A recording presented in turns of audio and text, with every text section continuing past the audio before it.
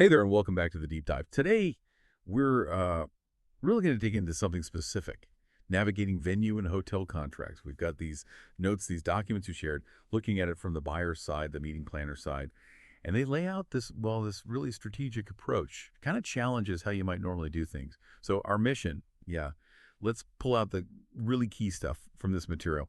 Find those insights, maybe the surprising ones, that give you a real edge in negotiations. Usually you find a place, they send a proposal, and you think, okay, great, send me the contract, right? Seems straightforward. Why wouldn't you just ask for their draft to get started? But these sources, they're saying that might actually be working against you. Let's unpack that. Yeah, it's fascinating, actually. The core point in these notes is that just asking for that contract draft without spelling out what you need first, your asks, your terms, it's not the best move for the buyer, negotiation-wise anyway. And this is where it gets really interesting. This perspective, the documents say, it comes from someone who knows the inside track, someone who was on the hotel side. They got the training, and later they actually gave the training on how to handle buyers like you. They've seen the playbook. And what we learn here is that hotel sales folks are trained pretty specifically not to just give away concessions, not unless there's a clear reason like a solid business case, some kind of value exchange. It's all about maximizing revenue, keeping the hotel strong.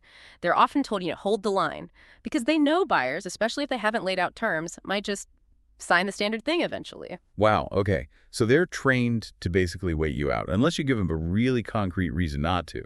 That bit about the training, that's huge. Yeah. Changes the dynamic.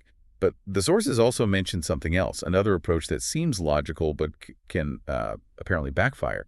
Putting absolutely everything, like your whole standard addendum, right in the first.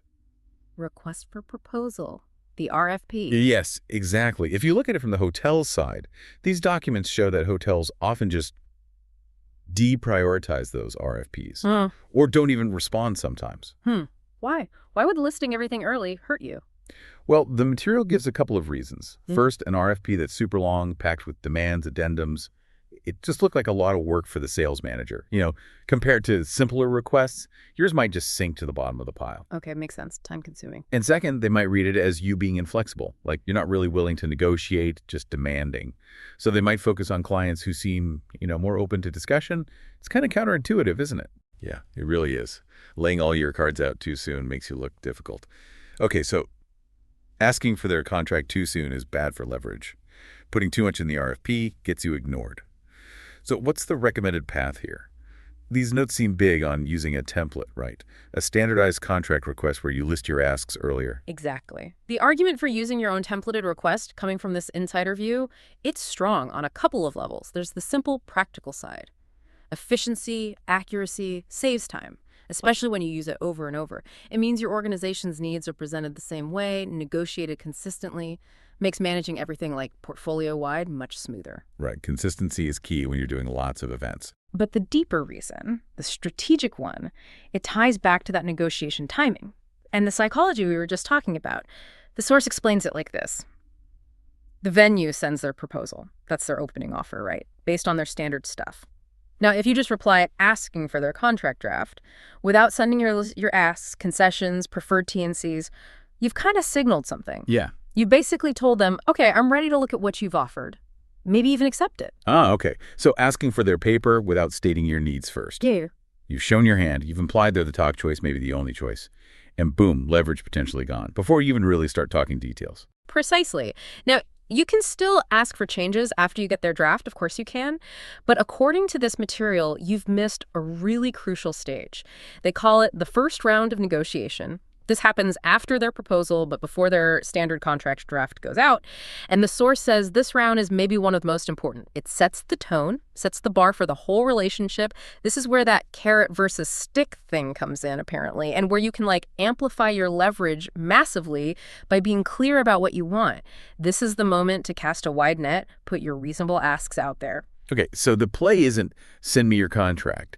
It's responding to their proposal with your templated list of asks, forcing that first round negotiation before you see their standard boilerplate. Puts the ball in your court, yeah, Yeah. on your terms. Yes, that's exactly the move these notes recommend. And using these templated asks early, it brings some real specific wins. The documents list them out.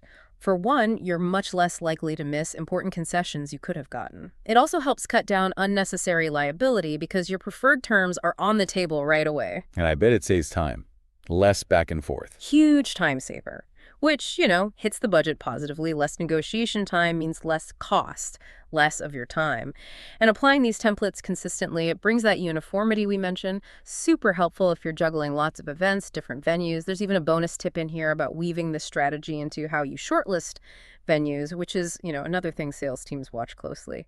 Right. Okay, let's pull this together. Recap the big ideas from this deep dive. We started off questioning that common step, just asking for the standard contract right after the proposal. And this inside review shows that can actually signal you're ready to accept their terms, costing you leverage in that vital early stage. We also saw the flip side, putting every single demand in the initial RFP.